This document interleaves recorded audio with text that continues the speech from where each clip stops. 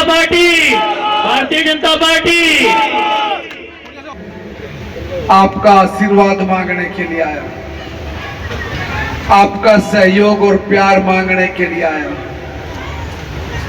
आप लोगों ने 2 बार मुझे जम के आशीर्वाद दिया, उसका नतीजा निकला कि मैं हरियाणा की विधानसभा में आपके हक हकूक की लड़ाई लड़ पाया।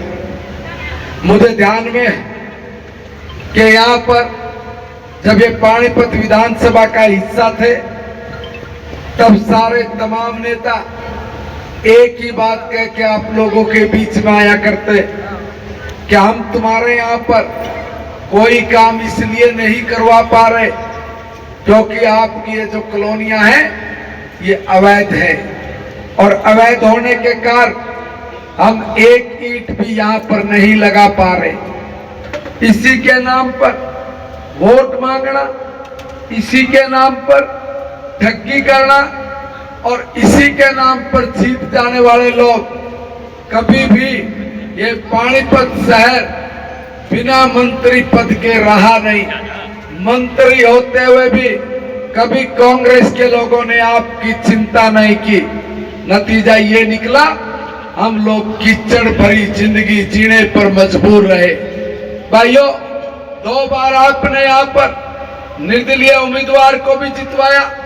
ये निर्दलीय आदमी इस समाज के लिए और विकास के लिए सबसे बड़े घातक सिद्ध इसलिए होते हैं क्योंकि चुनाव जीतने से पहले ये लोग बड़े बड़े वायदे और सपने दिखा के हम लोगों के साथ उल्लू बना के हम लोगों के साथ हमारी भावनाओं के साथ खेल जाते हैं। फिर आपकी चिंता नहीं होती, फिर तो अपनी चिंता करते हैं कि मैंने इतने पैसे लगाकर मैं चुनाव जीता हूं, मुझे मंत्री बनाओ, मुझे ये डिपार्टमेंट दो और ठगी करने का सीधा लाइसेंस दे दो। वो अपने काम में लग जाते हैं, फिर जनता जनार्दन का कोई ध्यान नहीं रखते। इसलिए जहां से भी निर्दलीय विधायक गए उनका कभी विकास नहीं हुआ, बल्कि निर्दलीय लोगों का विकास हुआ है। इसलिए जिंदगी में पल्ले गांठ मार लो, कोई भी हो, इन निर्दलियों से बच के इसलिए रहना क्योंकि हमारा विकास वहीं पे रुक जाता है। इसलिए क्षेत्रीय दलों से भी बच के रहना। यह क्षेत्रीय दल भी इसी तरह का काम करते हैं कि अपनी सत्ता बढ़ाओ, लूट मचाओ और एक बार में ऐसा काम कर जाओ कि पीढ़ियों पीढ़ियां उनकी गुजर जाए। दोस्तों, आपके साथ किसी ने भी ठीक मन से आपकी समस्याओं का समाधान करने के लिए कभी कोई कदम नहीं उठाया। नहीं तो यह हो ही नहीं सकता कि 60 साल तक आप लोग गंदगी में जिए, आप लोगों को पीने का पानी की पाइपलाइन भी ना मिले, आप लोगों को लैट्रिन अगर जाना है तो मेरी माताएं बहनें गड्ढा खोद के घर के बाहर से उस पानी को डब्बे के साथ बाहर निकालती थी। ये कांग्रेस का हरियाणा नंबर 1 था क्या? आज कांग्रेस के लोग कहते हैं कि 10 साल में भाजपा के लोगों ने क्या काम कर दिया। है कांग्रेस के लोगों, मैं पहला काम बताता हूं। ये जो हमारे लैट्रिन के हौद थे, इन हौदों में से मेरी बहन बेटियां बाल्टी के साथ पानी गंदगी को बाहर निकाल के फेंकती थी। ये तुम्हारा हरियाणा नंबर 1 था। आज जब भारतीय जनता पार्टी की सरकार बनी है तो गंदगी नाम की चीज आपको कहीं ढूंढने से नहीं मिलेगी।